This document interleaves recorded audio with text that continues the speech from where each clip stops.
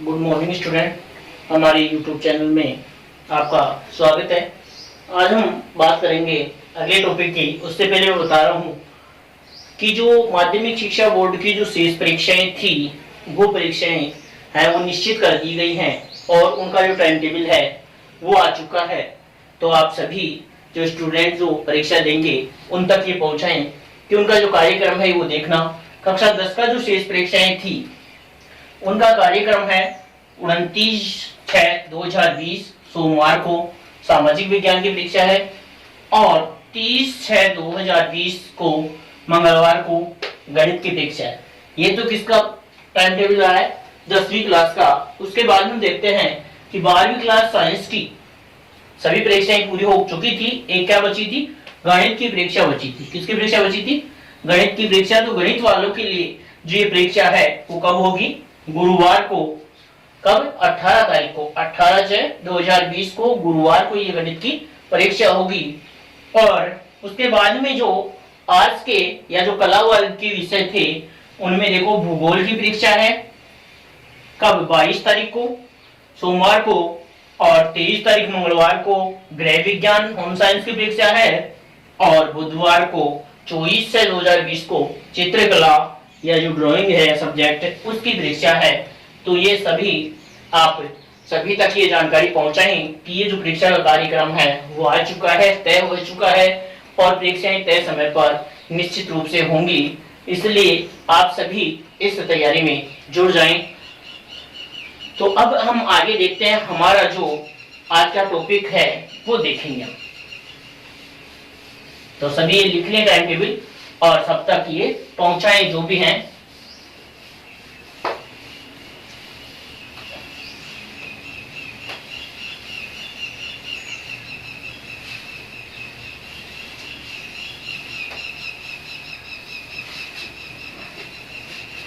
अब हम आज हमारा जो टॉपिक है वो पढ़ते हैं लसिका तंत्र। हमारा जो आज का टॉपिक है वो क्या है? लसिका तंत्र।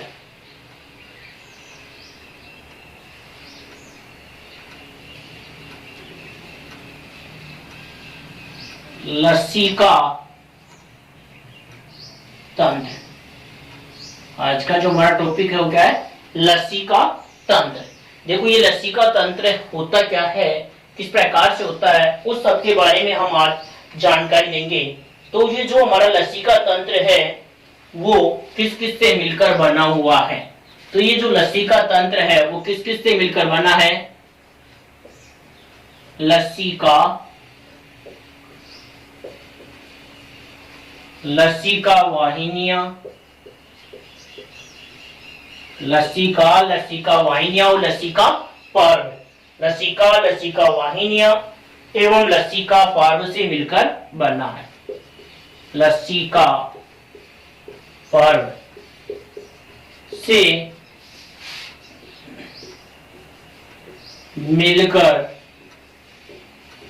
बना है। ये जो हमारा लसिका तंत्र है वो किस किस से मिलकर बना हुआ है? लसिका वाहिनियां और लसिका पर्व, इन सबसे मिलकर के क्या बना हुआ है? हमारा लसिका तंत्र बना हुआ है। तो इन सब के बारे में हम डिटेल से अध्ययन करेंगे कि लसिका क्या होती है, लसिका वाहिनियां क्या है और लसिका पर्व क्या है। पर्व या इसको नोड या लसिका गांठी भी इसको हम कहते हैं। तो अब हम देखते हैं आगे कि जो हमारा लसिका पॉइंट है उसके बारे में देखते हैं कि ये लसिका क्या होता है। इसके बारे में देखते हैं। लसिका या जिसको बोलते हैं लिम्फ, क्या कहते हैं? लिम्फ, लसिका या लिम्फ। तो ये लसिका होता क्या है वो देखो। लसिका जो है वो लसिका तंत्र में तरल रूप में बहता है। और ये होता क्या है? लसिका जो है जैसे हमारा परिसंचरण तंत्र था ना, जैसे हमने पढ़ रहे थे हम परिसंचरण तंत्र, तो उस परिसंचरण तंत्र में हमारा तरल के रूप में कौन बह रहा था? रक्त बह रहा था। कौन बह रहा था? रक्त। तो यहाँ पर भी ये जो हमारा लसिका तंत्र है उसमें जो लसिका होता है वो तरल के रूप में प्रवाहित होता है। तो यहाँ पर लिखेंगे क्या कि लसिका तंत्र में लसिका तरल के रूप में बहता है। लसिका तंत्र में लसिका तरल के रूप में बहता है। मतलब लसिका तंत्र में लसिका क्या होता है, तरल पदार्थ के रूप में बहता है। वैसे देखें तो ये लसिका होता क्या है वो ध्यान देना। जैसे ये हमारी रुधिर वाहिनियां हैं या रुधिर केशिकाएं, क्या है, रुधिर वाहिनियां और रुधिर केशिकाएं। और यहाँ पर मान ले हम हमारी ये उत्तक हैं या कोशिकाएं, तो ध्यान देना यहाँ से यहाँ तक सभी कोशिकाएं हैं वो रुधिर वाहिनियों के संपर्क में नहीं होती। जैसे यहाँ कोशिका है, ये कोशिका सीधी रुधिर वाहिनी के संपर्क में है, इसमें जो भी पोषक है O2 है या पोषक है या इससे उत्सर्जी पदार्थ हैं वो सब इसके संपर्क में होंगे, लेकिन दूरस्थ सब कोशिका तक रुधिर वाहिनियां नहीं पहुंच पाती हैं। इसलिए यहाँ पर इन रक्त वाहिनियों से और कोशिकाओं के बीच में ये तरल पदार्थ होता है। और ये भी कह सकते हैं कि इन रक्त वाहिनियों से छना हुआ जो रक्त है वही क्या कहलाता है, लसिका कहलाता है। क्या कहलाता है, लसिका कहलाता है। उसे हम क्या कहते हैं, लसिका कहते हैं। तो इसमें देखेंगे आगे कि रुधिर केशिकाओं में रक्त दाब से छन जाता है। रुधिर केशिकाओं में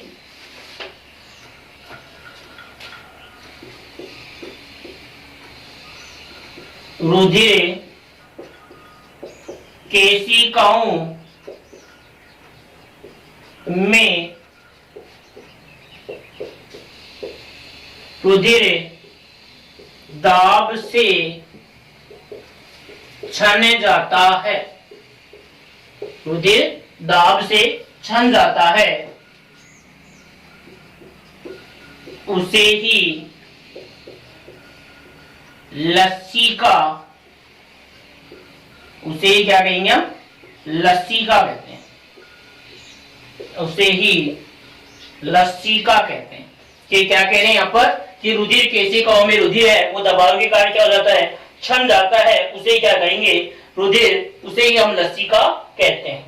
अब अगर हम देखें तो यह लसिका कैसा होता है, रंगहीन, अपारदर्शी और क्षारीय सैवन उत्तक है। कैसा है ये लसिका,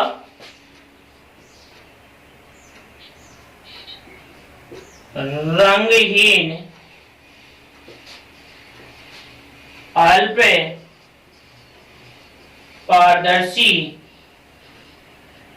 रंगहीन, अल्प पारदर्शी,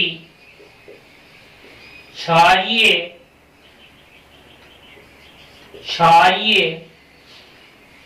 कैसा है, रंगहीन, अल्प पारदर्शी, क्षारीय सहवन उत्तक है। सहवन उत्तक है। मतलब लसिका कैसा है, लसिका रंगहीन, अल्प पारदर्शी, रंगहीन, अल्प पारदर्शी और उसके बाद में क्या बता रहे हैं, अल्प पारदर्शी, क्षारीय सहवन उत्तक होता है। और ये क्या है, रक्त प्लाज्मा के जैसा ही होता है। मतलब देखें तो कैसा होता है, रक्त प्लाज्मा के समान होता है। यह रक्त प्लाज्मा के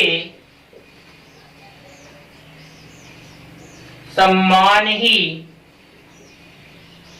होता है।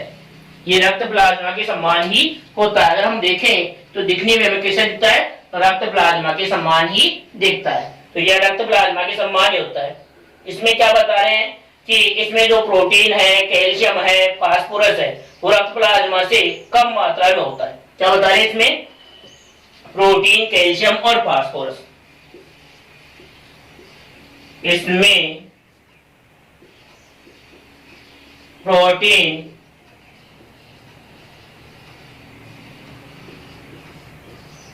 कैल्शियम व फास्फोरस रक्त प्लाज्मा से कम मात्रा में होते हैं। क्या बता रहे हैं, इसमें प्रोटीन, कैल्शियम और फास्फोरस, इसमें प्रोटीन, कैल्शियम, फास्फोरस क्या होते हैं, रक्त प्लाज्मा से कम मात्रा में होते हैं, मतलब रक्त प्लाज्मा में ज्यादा मात्रा में होते हैं और इसमें कम मात्रा में होते हैं। इसमें क्या होते हैं? कम मात्रा में पाए जाते हैं। उसके बाद में हम आगे देखते हैं, इसको मिटाते रहूं, आगे देखेंगे हम।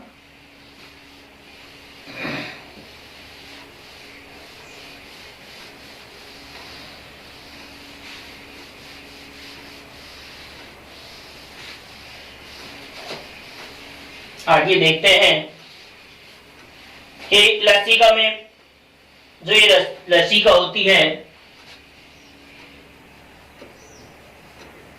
लसिका में आरबीसी व प्लेटलेट्स का अभाव होता है, का अभाव होता है। मतलब लसिका में आरबीसी और प्लेटलेट्स का अभाव होता है, कहने का मतलब लसिका में आरबीसी और प्लेटलेट्स नहीं पाई जाती, लेकिन हमारे रक्त में आरबीसी और प्लेटलेट्स क्या होती हैं? पाई जाती हैं। लेकिन यहां ध्यान देना कि इसमें जो डब्ल्यूबीसी की संख्या है, या जिसको हम लिम्फोसाइट बोलते हैं, उनकी संख्या है वो रक्त की तुलना में क्या होती है? ज्यादा होती है। क्या कि इसमें लसिका में आरबीसी और प्लेटलेट्स जो हैं वो नहीं पाई जाती, और इसमें लसिका कोशिकाएं, मतलब लसिकाणु पाए जाते हैं। इसमें लसिका कोशिकाएं, जिसको हम बोलते हैं लसिकाणु, इसमें लसिका कोशिकाएं, लसिकाणु पाए जाते हैं। लसिका कोशिकाएं व लसिकाणु पाए जाते हैं। लसिका कोशिकाएं, या भी बोल सकते हैं इसको, लसिकाणु पाए जाते हैं। और ये क्या कार्य करता है? पदार्थों का विनिमय रक्त व कोशिकाओं के मध्य, पदार्थों का विनिमय, पदार्थों का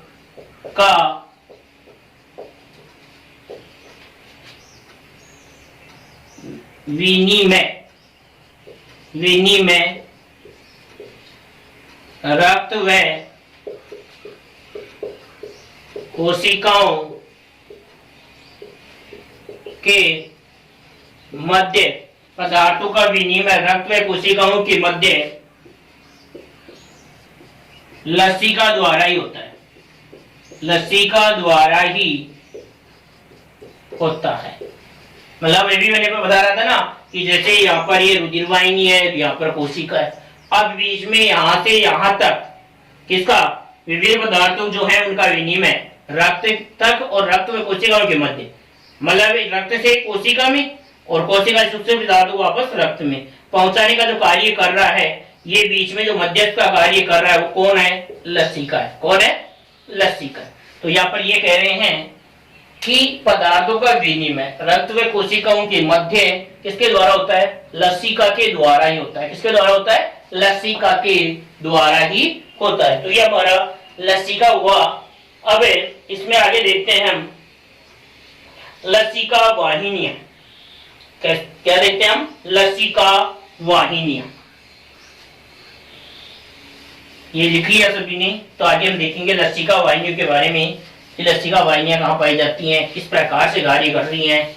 फिर लसिका वाहिनी के बारे में हम देखेंगे लसिका पर्व या लसिका नॉट या लसिका गांठ, उसके बारे में देखेंगे हम। इसको यहाँ ये भी कह सकते हो, इसको लसिका कोशिका या लसिकाणु पाए जाते हैं। मतलब एक ही चीज है लसिका कोशिका या लसिकाणु।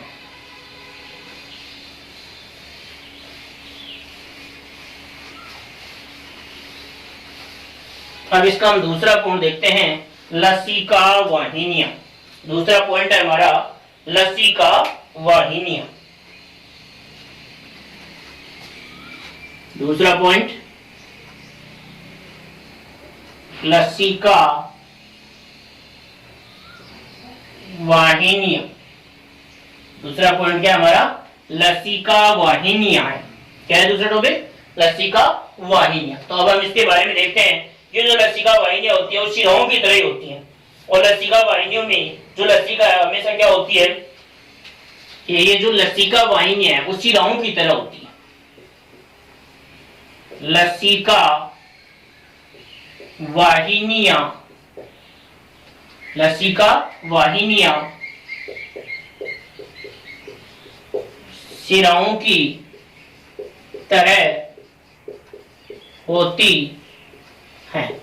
मतलब ये लसिका वाहिनियां है, जैसे शिराएं है ना उनकी तरह की ये लसिका वाहिनियां होती हैं। और जैसे शिराओं में क्या था कि रक्त जो था वो विभिन्न अंगों से किस ओर आ रहा था, हृदय की ओर। तो यहाँ भी क्या होगी, जो लसिका होगी वो क्या होगी, विभिन्न अंगों से किस ओर आएगी, विभिन्न अंगों से हृदय की ओर आएगी। तो इसमें अगली लाइन में लिखेंगे हम क्या कि लसिका हमेशा अंगों से हृदय की ओर बहता है। मतलब इसमें जो लसिका है, लसिका वाहिनियों में लसिका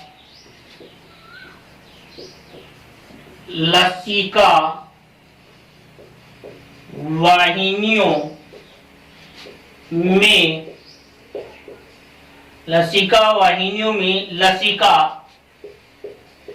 सदैव अंगों से हृदय की ओर, अंगों से हृदय की ओर बहता है या प्रवाहित होती है, प्रवाहित होती है। मतलब जो लसिका है वो क्या करती है, सदैव हृदय की ओर, अंगों से किस ओर जा रही है, हृदय की ओर प्रवाहित होती है, अंगों से हृदय की ओर प्रवाहित होती है या हृदय की ओर बहता है। शिराओं की अपेक्षा इनमें दाब कम होता है। ये बात है कि शिराओं की अपेक्षा इनमें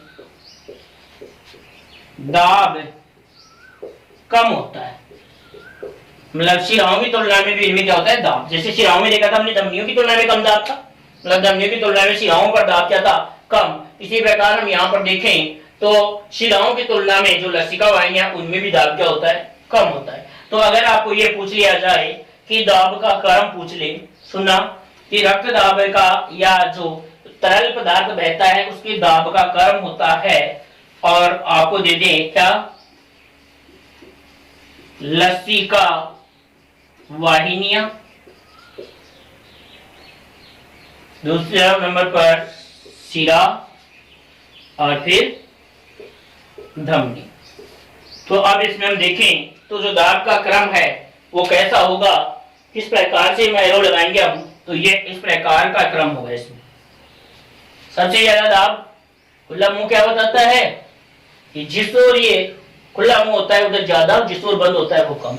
तो हम यहाँ पर दाब की बात कर रहे हैं तो धमनी में दाब ज्यादा होगा, फिर धमनी से शिरा में कम दाब होगा, और शिरा से भी कम किसमें होगा, लसिका वाहिनियों में होगा। तो सबसे कम दाब हुआ लसिका वाहिनियों में। तो यहाँ पर हम ये कह रहे हैं कि शिराओं की अपेक्षा इनमें कम दाब होता है। तो शिराओं में दाब क्या है, लसिका वाहिनियों से ज्यादा दाब होता है।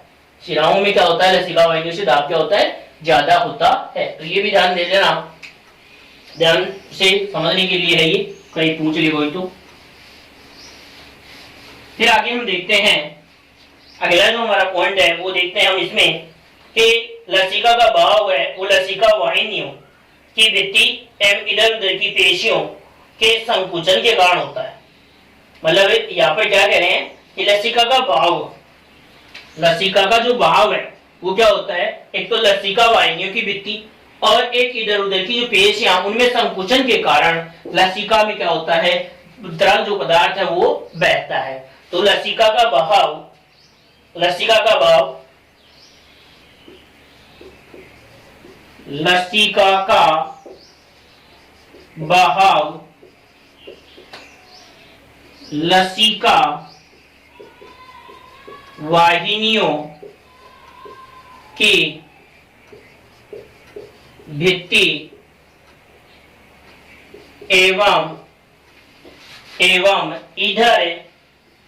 इधर उधर उपस्थित पेशियों के संकुचन के कारण होता है। एवं इधर उधर उपस्थित पेशियों के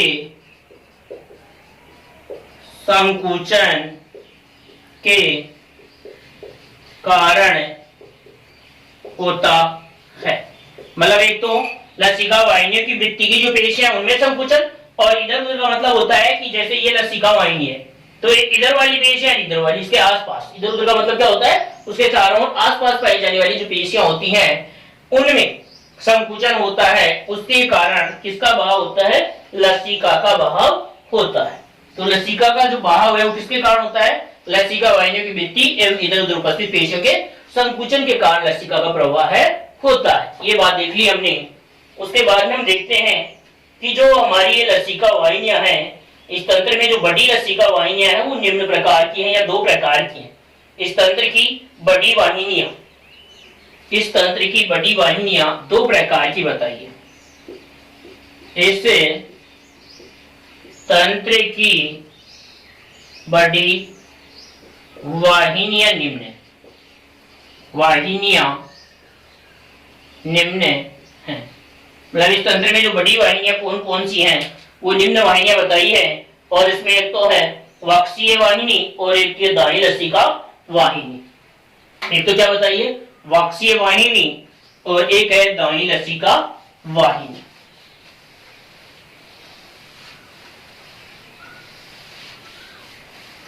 एक नंबर पर तो है वाक्सीय वाहिनी और दो नंबर पर है दाई लसिका वाहिनी। तो पहले नंबर पर हम लिखते हैं वाक्सीय वाहिनी। क्या लिखते हैं, वाक्सीय वाहिनी। देखो एक नंबर पर हेडिंग डालेंगे और लिखेंगे किसके प्रकार को देख रहे हैं, देखिए तो ये है वाक्सीय वाहिनी, वाक्सीय वाहिनी,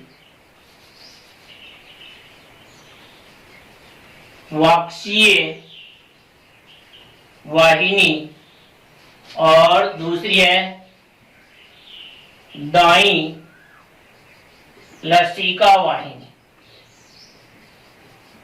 दाई लसिका वाहिनी। वाक्सीय वाहिनी एवं दाई लसिका वाहिनी, वाक्सीय वाहिनी एवं दाई लसिका वाहिनी, ये दो प्रकार की हैं, वाक्सीय वाहिनी एवं दाई लसिका वाहिनी। तो हम सबसे पहले इसके बारे में पढ़ेंगे, वाक्सीय वाहिनी के बारे में पढ़ेंगे। किसके बारे में पढ़ेंगे, वाक्सीय वाहिनी के बारे में। ये क्या हो रही है, सिर के दाएं भाग गिरवा और वक्ष के अतिरिक्त, ये सिर के दाएं भाग मतलब सिर का जो दायां भाग है, दायां भाग गिरवा और वक्ष भाग, इसके अतिरिक्त ये पक्षपात, श्रोणी क्षेत्र, उदर और शरीर के अग्र और बाएं भाग, सिर, गर्दन और वक्ष के अग्रपादों से रक्त को कहाँ होती है, लसिका को लाती है।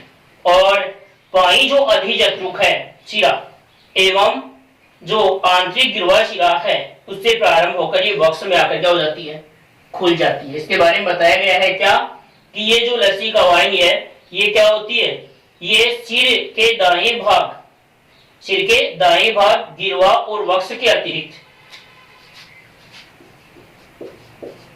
सिर के दाएं भाग गिरवा व वक्ष के अतिरिक्त पश्चपादों, वक्ष के अतिरिक्त पश्चपादों, श्रोणी क्षेत्र, पश्चपादों, श्रोणी क्षेत्र, पश्चपादों, श्रोणी क्षेत्र, उदर व शरीर के अग्र एवं बाएं भाग, उदर व शरीर के अग्र व बाएं भाग, शरीर के अग्र व बाएं भाग, सिर, गर्दन, वक्ष व अग्रपादों से बाएं भाग, सिर, गर्दन, वक्ष व सिर, गर्दन, सिर, गर्दन, वक्ष व सिर, गर्दन, वक्ष व अग्रपादों से रक्त को लसिका को लाती है। मतलब अग्रपादों से,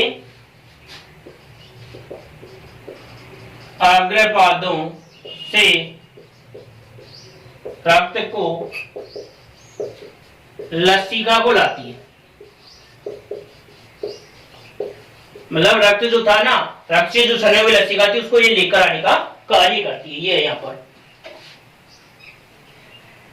और ये क्या कह रहे हैं यहाँ पर, बाई जो अधिजत्रुक शिरा एवं आंतरिक गिरवा शिखरा से ये प्रारंभ होकर किसमें आकर खुलती हैं, वक्ष भाग में आकर खुलती हैं। कहां पर आकर खुलती हैं, वक्ष भाग में आकर खुलती हैं।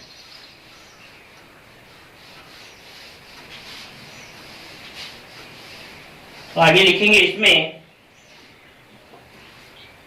कि यह क्या कह रहे हो, और बाई अधिजत्रुक और बाई अधिजत्रुक शिरा, बाई अधिजत्रुक शिरा, अधिजत्रुक शिरा एवं आंतरिक गिरवा शिरा से प्रारंभ होकर, अधिजत्रुक शिरा एवं अधिजत्रुक शिरा एवं आंतरिक गिरवा शिरा से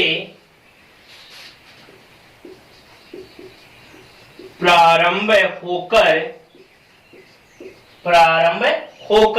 कहां पर आकर खुलती हैं, प्रारंभ होकर वक्ष में खुलती है। प्रारंभ होकर कहां पर आकर खुल रही हैं, वक्ष में खुलती है। कहां पर आकर खुल रही हैं, वक्ष में आकर खुल रही हैं। अब देखते हैं हम कौन सी, दाई लसिका वाहिनी। दूसरा पॉइंट देखते हैं क्या, दाई लसिका वाहिनी, दाई लसिका वाहिनी, दाई लसिका वाहिनी, दाई लसिका वाहिनी। जो दाई लसिका वाहिनी है उसके बारे में देखते हैं। तो ये गिरवा में स्थित होती है। ये कहां स्थित होती है, यह है गिरवा में स्थित होती है। यह है गिरवा में स्थित होती है। यह है गिरवा में स्थित होती है। कहां पर पाई जा रही है, गर्दन में पाई जा रही है। और शरीर के अग्रभाग दाएं सिर, शरीर के अग्रभाग दाएं सिर, मतलब ये था ना शरीर का अग्रभाग, और जो शरीर का दायां सिर है उसके बारे में दे रहे हैं। शरीर के क्या करें, शरीर के अग्र तथा दाएं सिर, शरीर के अग्रभाग तथा दाएं सिर, अग्रभाग तथा दाएं सिर गर्दन व अग्रपाद तथा वक्ष लसिका को एकत्रित करके लाती है। दाएं सिर, गर्दन, अग्रपाद, गर्दन, अग्रपाद व वक्ष लसिका को एकत्र करके लाती है। एकत्र करके लाती है, क्या कार्य कर रही है, वक्ष लसिका को एकत्र करके लाती है। यह दाई अधोजत्रुक शिरा और दाई गिरवा शिरा के संधि स्थल पर शिरा तंत्र में खुलती है। मतलब ये कहां आकर खुलती है इसके बारे में वो लिखते हैं। तो यहां लिख रहा हूं मैं एक लाइन और, उसके बाद में हमारी ये जो लसिका वाहिनियां हैं वो पूरी होती हैं। तो ये इसमें क्या बता रहा है कि ये दाई अधिजत्रुक, वो तो कहा था बाएं अधिजत्रुक, और ये है दाई अधोजत्रुक शिरा व दाई गिरवा शिरा। ये है दाई अधोजत्रुक शिरा व दाई गिरवा शिरा के संधि स्थल पर खोलती है, संधि स्थल पर खोलती है। अब इसके बाद में हमारा जो तीसरा पॉइंट है वो है लसिका पर्व। तीसरा पॉइंट क्या था हमारा? लसिका पर्व या लसिका गांठें या लसिका नोड इसको हम कहते हैं। इसके बारे में देखेंगे कि ये जो लसिका पर्व है, लसिका जो गांठें हैं, तो लसिका जो वाहिनियां हैं उनमें जगह जगह पर लसिका गांठें स्थित होती हैं। लसिका जो वाहिनियां होती हैं उनमें जगह जगह पर क्या पाई जाती हैं? लसिका गांठें पाई जाती हैं। इसमें वक्ष भाग में भी होती हैं, हमारी जो राग होती हैं, बगलें होती हैं, यहाँ पर लसिका गांठें पाई जाती हैं। और लसिका गांठों से ही किसका निर्माण होता है? लसिका का निर्माण होता है। ये जो लसिका गांठें होती हैं उनसे क्या निर्माण होता है? लसिका गांठों का निर्माण होता है। तो इसमें लिखेंगे क्या कि शरीर में जगह जगह पर या लसिका वाहिनी में जगह जगह लसिका गांठें स्थित होती हैं। लसिका वाहिनियों में जगह जगह पर लसिका गांठें होती हैं। जगह जगह पर लसिका गांठें होती हैं। जगह जगह पर लसिका गांठें होती है। लसिका वाहिनी में जगह जगह पर लसिका गांठें होती हैं। इन गांठों में क्या होता है? लसिका केशिकाओं का जाल और लिम्फोसाइट कणिकाएं स्थित होती हैं। इन गांठों में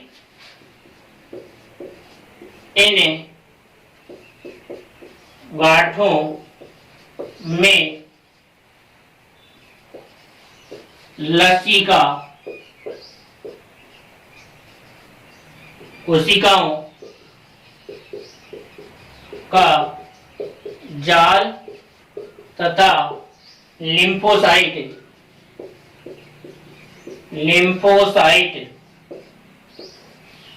लसिका कोशिकाओं का जाल तथा लिम्फोसाइट कणिकाएं स्थित होती हैं। लिम्फोसाइट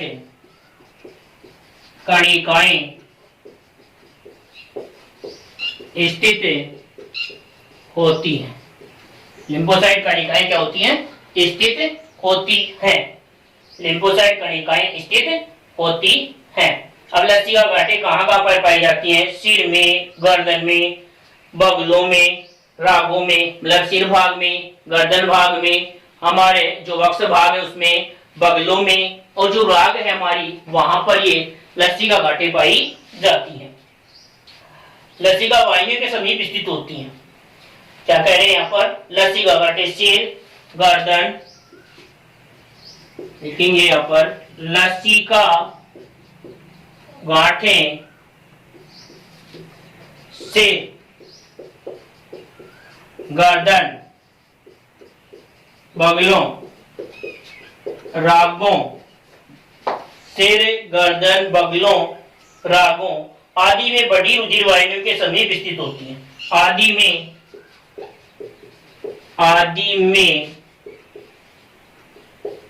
बड़ी रुधिर वाहिनियों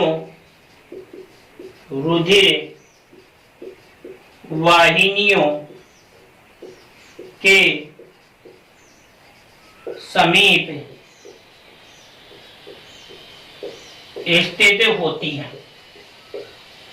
स्थित होती है। तो नोट लगा लिखना, टॉन्सिल भी लसिका गांठें ही है। टॉन्सिल हम तो लिखा टॉन्सिल भी लसिका गांठें ही हैं। लसिका गांठें ही हैं। कि जो टॉन्सिल होते हैं हमारे यहाँ गले में टॉन्सिल होते हैं, वो टॉन्सिल भी क्या होते हैं? लसिका गांठें ही होते हैं। तो ये नोट में लिख लेना, टॉन्सिल भी लसिका गांठें ही होते हैं, या टॉन्सिल भी लसिका गांठें ही हैं। टॉन्सिल्स, इसको ये कहते हैं टॉन्सिल्स। टॉन्सिल्स भी क्या होती हैं? लसिका गांठें ही हैं, या लसिका गांठें ही होती हैं। टॉन्सिल्स भी क्या है? लसिका गांठें ही हैं। अब इसके बाद में हम देखते हैं आगे लसिका तंत्र के कार्य। आगे हम क्या देखते हैं? लसिका तंत्र के कार्य। तो अगला जो हमारा पार्ट होगा उसमें हम लसिका तंत्र के कार्य, रुधिर व लसिका में अंतर, और उसके बाद में हम देखेंगे परिसंचरण तंत्र से संबंधित जो हमारे विभिन्न जो रोग हैं उनके बारे में देखेंगे। उसके बाद ही जो हमारे ये पार्ट है जो क्या हो जाएगा, समाप्त हो जाएगा, और फिर हम इससे संबंधित जो मुख्य मुख्य प्रश्न हैं वो आपसे करेंगे। तो आज का पार्ट इतना ही है। जय हिंद, जय भारत।